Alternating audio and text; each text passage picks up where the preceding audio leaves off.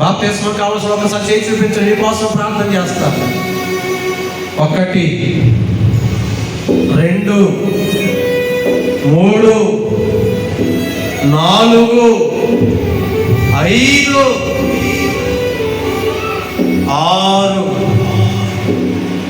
7 8.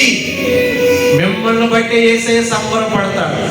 నా నిమిత్తం ఎవడైనా సిగ్గుపడితే జనుల దగ్గర రేపొద్దున వాడి గురించి నేను సిగ్గుపడతాను, వాడు నాకు అక్కర్లేదు అన్నాడు.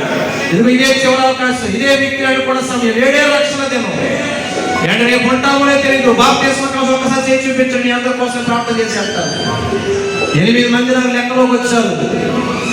ఈ ప్రక్కన 3, 2 5 8 9 10. నా లెక్కల్లో 10 మంది ఉన్నారు. ఈ 10 మందిని బట్టి దేవుడు సంతోషిస్తాడు. గట్టిగా చప్పట్లు కొట్టండి. దేవా, మీరు తీర్మానాన్ని స్థిరపరచండి, మీరు తీర్మానాన్ని బలపరచండి.